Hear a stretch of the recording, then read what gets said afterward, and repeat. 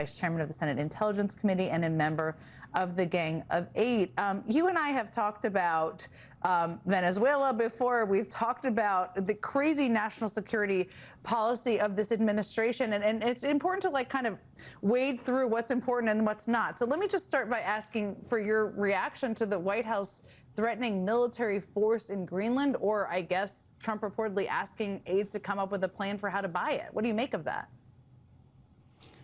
Well, Jen, I got to address that, but I also got to say, I saw the last part of the segment with Speaker Pelosi. You know, what a great American. Even the Republicans will acknowledge she was unparalleled in her ability to be Speaker. And boy, if there's ever a contrast between her and the current Speaker. And we all owe her a great debt of gratitude. In terms of the issue, I sat through 2.5 hours yesterday.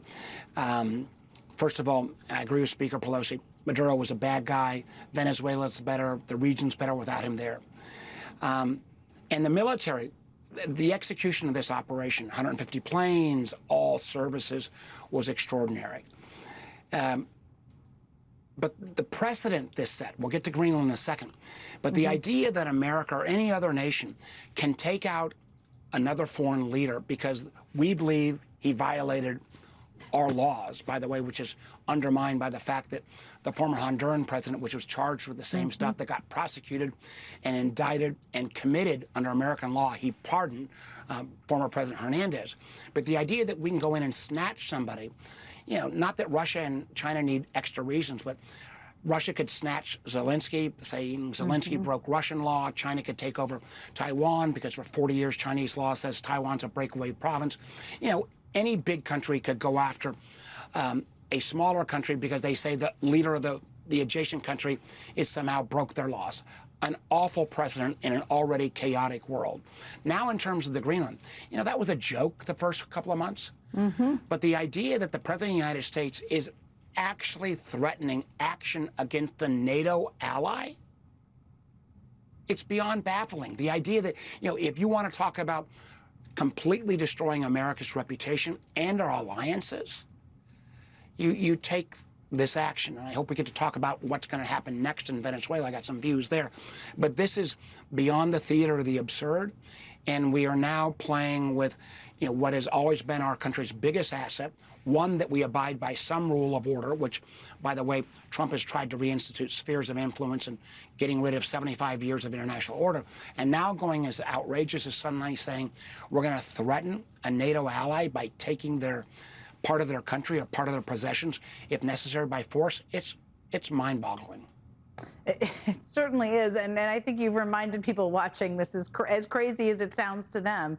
I want to hear your views on Venezuela, and I want to ask you, as part of that, you probably saw this tonight. President Trump posted on social media saying that, quote, the interim authorities in Venezuela will be turning over between 30 and 50 million barrels of high-quality sanctioned oil to the United States of America. He continued that that oil will be sold at its market price and that money will be controlled by Trump himself personally. That is obviously part of what's happening with Venezuela. What do you make of that? Are you clear about what their plan is here at all after the briefing you had yesterday? Well, first of all, the whole reason our government was set up, not going back 250 years, was we were tired and didn't want rule by a single authoritarian figure. In the case of the 1770s, it was George III, and now Donald Trump is trying to remake himself in that image, or the image of Putin or Xi, or an authoritarian figure. The idea that we are controlling Venezuela, that Donald Trump's calling the shots. We do control the economic inflow and outflow. And if we can cut off the Venezuelan oil, which is the lifeblood of their country, we can bring them to heel. But how do we do that? The reason we are able to do that right now is we got 20% of our total fleet off the coast of Venezuela. Many of these ships have been deployed from Norfolk, Virginia, my home state. Most of the sailors and soldiers are from my home state. The idea that we're going to make, and remember the president said, everything in Venezuela is not going to cost the American taxpayer. It's going to be paid for by the Venezuelans. Remember what Bush said about Iraqi oil in 2003. But even if we give the administration the benefit of the doubt, and they're going to control and take the funds from Venezuelan oil. The Venezuelan oil infrastructure has been so mismanaged by Maduro that it would take between 3 to 5 years to build that back up to the 4 million barrels of oil to export on a daily basis, which they used to do about 15 years ago. Are we saying that 20% of our country's Navy is going to be sitting off the coast of Venezuela, blocking oil tankers from getting in and out so we can extract that money from them? That doesn't pass the smell test. That is an absurd theory. And the idea that we're going to somehow control from offshore, I mean, Jen, this is a road towards, my fear is potentially boots on the ground. My fear is American soldiers and sailors in harm's way. I got parents calling me saying, I don't want my kid on the streets of Caracas. And for what? America going in for taking a country's oil. We've seen that story many times in our history, and it doesn't work out. And last point, just, for 75 years, I think under Democrats and Republicans, we realized we shouldn't South America as as an imperial power, as a colonial power. We need to treat those countries with some level of respect.